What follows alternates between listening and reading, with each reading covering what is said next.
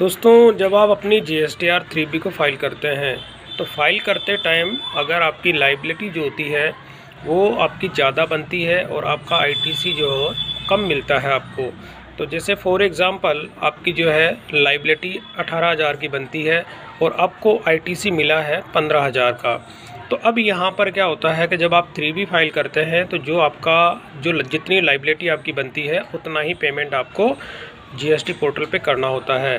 तो अब इसमें क्या होता है कि आपकी जो लाइबिलिटी 18,000 की है और आपको ITC जो मिलता है वो 15,000 है। अब 3,000 रुपये जो आपके रहते हैं उसका आपको पेमेंट करना होता है। तो पेमेंट करने के लिए एज़ पर गवर्नमेंट रूल ये होता है कि जब आप 3B फाइल करेंगे तो 3,000 की पेमेंट आपको चालान क्रिएट करके आपको अपने बैंक अकाउंट से पेमेंट करनी होती है।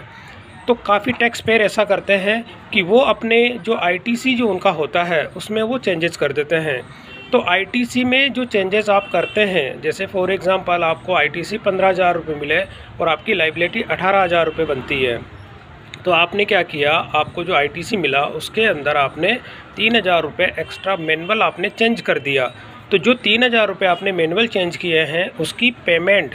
जब आप 3B फाइल कर रहे हैं तो उस टाइम तो आपकी 3B तो फाइल हो जाएगी, लेकिन वो एक तो रेड कलर में यहाँ पे आपको देखने को मिलेगा। रेड कलर का इंडिकेट ये करता है कि जो आपको ITC मिला था आपने उसमें चेंजेस किया है, और चेंजेस करने के बाद में जो भी चेंजेस आप करते हो उसका डिडक्शन आपके पोर्टल से नहीं हुआ है। यानी कि इसका मतलब ये हुआ कि आपने मैनुअल चेंज तो कर दिया लेकिन गवर्नमेंट को उसकी पेमेंट नहीं हुई, तो आपने क्या किया, चालान भी क्रिएट नहीं किया। तो उस केस में ये आपकी टेबल रेड कलर में शो हो जाएगी, और रेड कलर में शो होने पर GST की टीम उसको जो है वेरीफाई करती है, क्रॉस चेक करते हैं, और अगर आपने इस पेमेंट का सेटलमेंट नेक्स्ट मंथ कर देते हैं तो नेक्स्ट मंथ करने पर आपको किसी भी तरह की कोई पेनल्टी इसमें एप्लीकेबल नहीं होगी, क्योंकि अगर आपको नोटिस भी मिलता है तो आप उसके लिए जवाब देने के लिए तैयार हो कि हमने ये वाला अमाउंट हमारे नेक्स्ट मंथ के अंदर इसको सेटल कर दिया। तो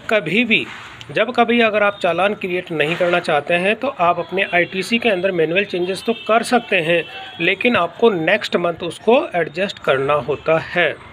अगर आप ऐसा नहीं करते हैं तो आपको विद पेनल्टी और इंटरेस्ट के साथ में इसकी पेमेंट करनी होती है GST पोर्टल पर।